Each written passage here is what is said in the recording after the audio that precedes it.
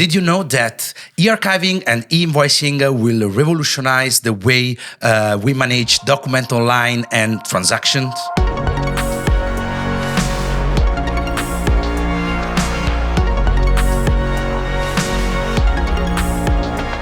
Hello everybody and welcome back to Hello Trust, your one-stop podcast dedicated to the world of digital trust, a set of innovative technologies that allows us to perform complex operations directly online, such as signing a digital contract, opening a bank account, or even subscribing an insurance policy. I'd like to remind you that this podcast has been produced by InfoCert, the largest qualified trust service provider in Europe, and you can watch all the episodes through our YouTube channel or even listening to it through your favorite podcast platform. Together with me in this journey, of course, as always, Igor Marcolongo, the black belt of eIDAS 2. Hi, Igor. Ciao, Pasquale. Let's go on with this journey. So today with us, Michele Lavizzari, an important manager that is becoming very famous for all the projects that you are bringing all around Europe regarding e-archiving and e-invoice, right? That's true. Thanks, Pasquale, for inviting me. So let's start. Igor, eIDAS 2 is not just wallet. We talked about a lot about digital identity, etc., but it's not just about wallet. It's unlocking a lot of new services. Yes, it has. And one of the most important that we will delve into it today, it will be archiving. So, in the previous version of eIDAS, the archiving of documents were not trust services. We had the preservation of signatures and the validation of signatures that are super important, and I believe that will be developed more and more thanks to the new version of the regulation. Now the archiving of documents becomes a qualified trust service. That means that will be provided by qualified trust service providers, will give compliance, will give security to the storage of documents, but it won't be only storage. It will be about readability, integrity, and so on. So qualified archiving will become a fundamental building blocks for other transactions.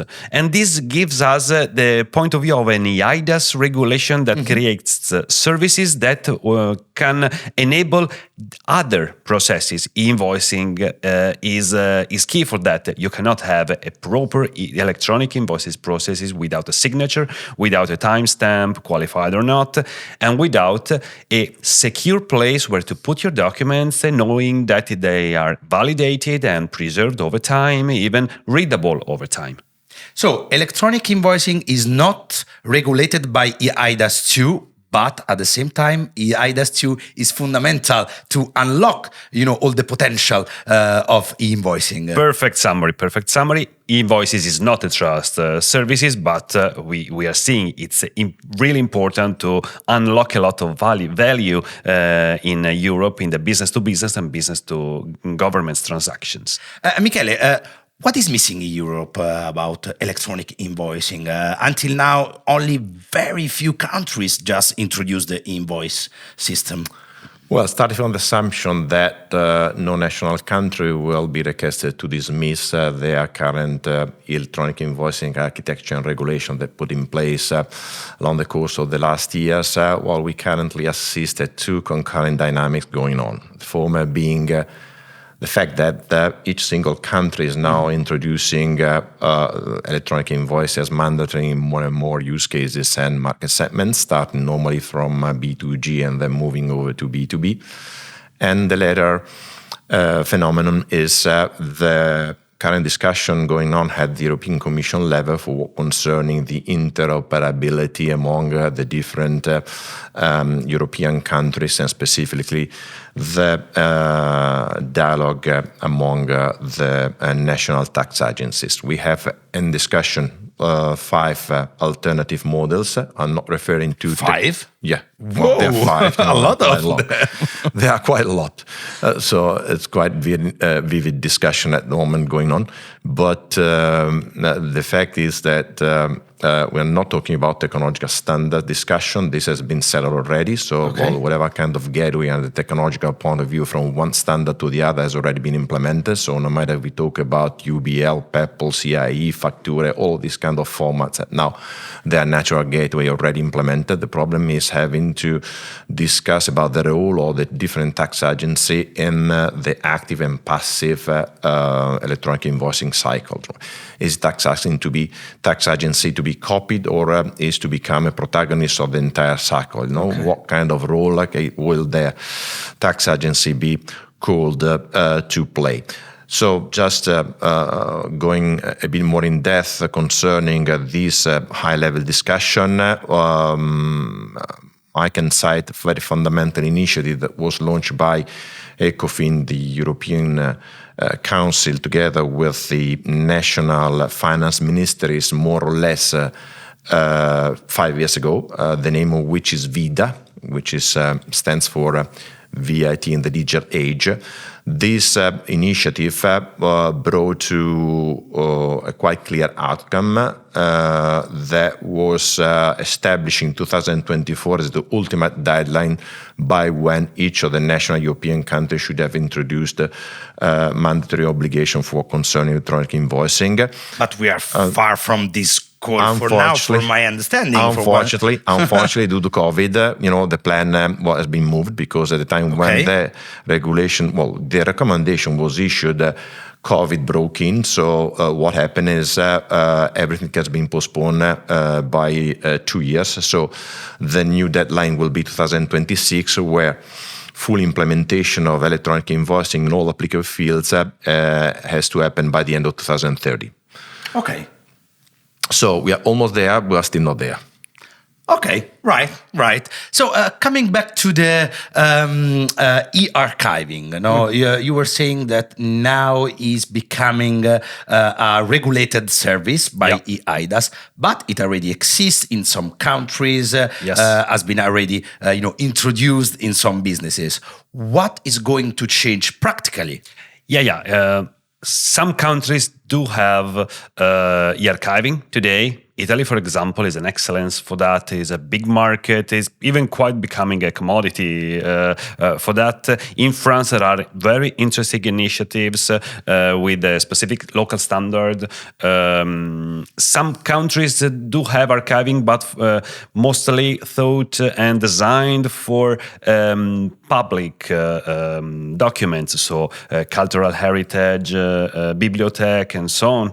So it becomes a quite fragmented market, quite fragmented situation.